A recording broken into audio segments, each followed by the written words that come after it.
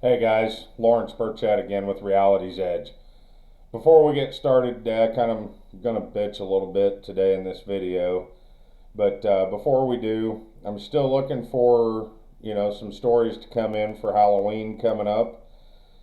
I'd like to tell some of y'all stories. I want to pick the best fiction and the best non-fiction story to tell on live on or not live, but tell on the channel. And there will, I guess I haven't said this before, but there will be some, there will be some prizes for the best too. And a couple of homemade T-shirts. The Mrs. Reality's Edge, she has went ahead and said that she would go ahead and, she'd help make a couple of one-of-a-kind T-shirts, one for each winner. And I think we're also looking at some other stuff too. I'll get back to you at a later date with that, but time's running out.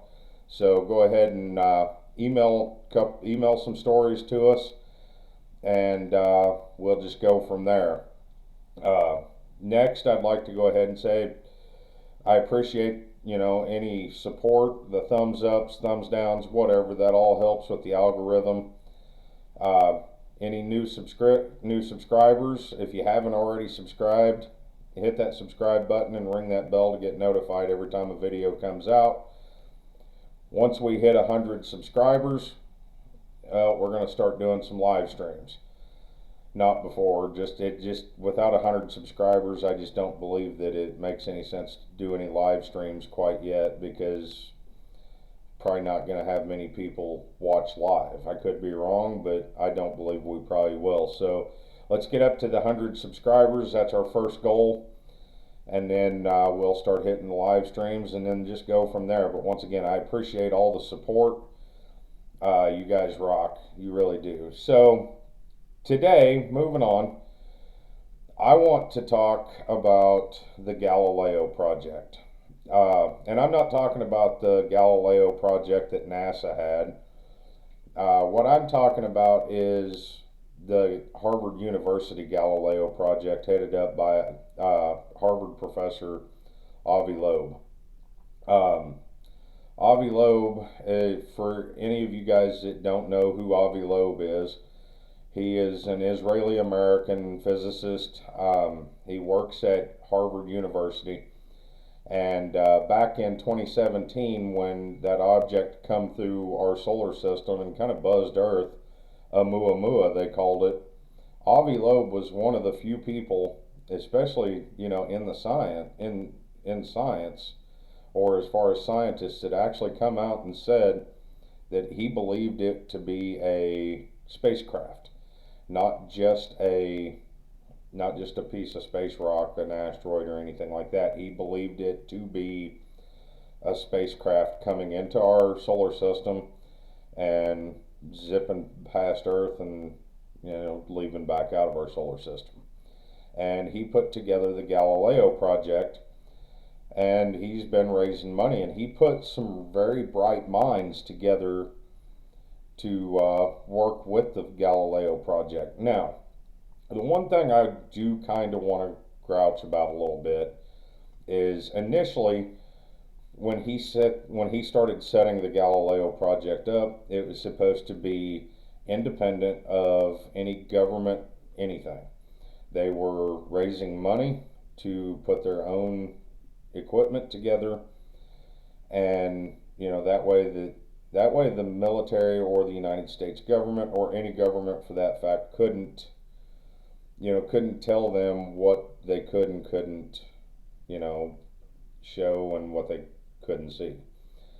Well, I know that this happened almost a year ago, or right at a year ago, with Luis Elizondo and Christopher Mellon, both, coming on board with the Galileo Project. But now, the reason I'm just now talking about it, at first I thought that was a great idea. Bring in Lou Elizondo, bring in somebody that headed up the ATIP program, so that he knows things.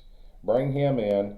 But now that Luis Elizondo has went back to working for the government, working for either Space Force or the United States Space Command or whatever it is that he's actually, wherever he's actually contracted to and working with. I'm starting to see things with Avi Loeb that just starting to feel like we're getting spooked again. Like we're getting the same old bullshit with, oh, nothing to see here, swamp gas, weather balloon type crap.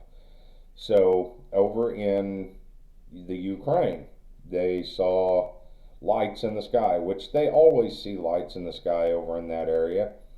But Avi Loeb come right out and said, oh, it's mortars. All right, well, first off, I would like to know if he's that, if he can come right out and give a definitive, mundane answer, where's his information coming from? Is he actually seeing data from the government that's leading him to believe this? If that's the case, Avi Loeb is going against exactly what he said the Galileo Project was going to be. If that's not the case, Avi Loeb is just acting just like the government is. And nothing to see here, children. It's just swamp gas or a weather balloon or something. Nothing to see here. And at that point, it makes me question, what are you doing, sir? Now, I'm going to reach out to Avi Loeb. Now, whether or not he will have, he'll speak with me or anything like that, I don't know. But I'm going to reach out to him. I'm also going to reach out to Mr. Mellon. Once again, whether or not he'll speak with me or can speak with me, I don't see why he would, even if he could, because who the hell am I? But I'm going to reach out. I'm going to reach out to Mr. Elizondo, even though, once again, who am I? Why should they speak to me even if they could? But I'm going to reach out to all these people and say, hey, what's up with this? I don't feel as though, we're getting what we're been promised. Initially, back June of last year, we were supposed to get a report every 6 months after the release of that DNI report. It was supposed to be every 6 months. Well, it hasn't been. We haven't seen nothing since then, and then like I spoke about last week in my Under the Influence video, which once again I had fun. I hope you guys enjoyed that. It was kind of fun, but like I spoke out, how is it that the Navy can just get away with saying we're not giving you guys any more? I don't understand that. It's not right. And with that being said, I'm starting to feel the same way with the Galileo Project, with Mr. Avi Loeb. And, once again, with the Galileo Project, they've got some very great minds involved with that. They've got interns, they've got students, they have young professors and assistant professors, and I think that's wonderful. They're bringing this new generation in to the conversation, and it's a new generation of very, very bright minds. They even have Gary Nolan. Gary Nolan, now he's not a physicist, he's a biologist, biogeneticist, I believe, but he's in there with it. And, those are the kind of minds that I do believe need to be involved in this conversation and in this hunt for the truth. But as long as we're just going to continue to do the same thing and continue to not be forthright, not tell the truth, as long as we're going to continue that, what the hell's even the point? And like I said, I'm going to start reaching out to some of these people. Will they talk to me? Most likely not, because I'm just Lawrence Burchett. I'm nobody special. I don't even have 100 subscribers on my YouTube channel yet. Whoop-de-doo. But that doesn't mean I'm not going to reach out to them, because I think that's what I should do. And, I'm going to reach out to Mr. Loeb. All due respect to him. He's one of the brightest minds in my generation, in this generation. He's actually not in my generation. He's older than I am, but still. in today's age, he's one of the brightest minds, and he actually, for a while, it appeared as though he was going to stand up for the UFO community, and he was going to try to get the truth out. But is he? I really, I really don't feel that he is anymore. I don't think he's on our side. At least not with the way he's acting right now. You know, I understand with people like Chris Mellon and Luis Elizondo, they have, they have their NDAs that they can't go against, because those NDAs will, those are life enders. Go to prison for the rest of your life, or whatever, or owe money for the rest of your life that you'll never be able to pay back. So I get that, but now the Galileo Project's starting to feel an awful lot like the United States Air Force when they were doing their Project Blue Book crap and then sending disinformation agents out there like, I don't know, Richard Doty, which he has now come out and said that, he was wrong for doing that, but he's admitted to being a disinformation agent, and I'm starting to feel like maybe, we're starting to see that even on people that we thought had our backs as far as the UFO community. So, guys, let me know what you think. This is just a rant today, and I apologize for that, but I'd like to hear your thoughts on it. Need some stories, guys, because I am going to read one of my own that I've written as well, but I want y'all's stories. I want the best one as far as an experience that you had.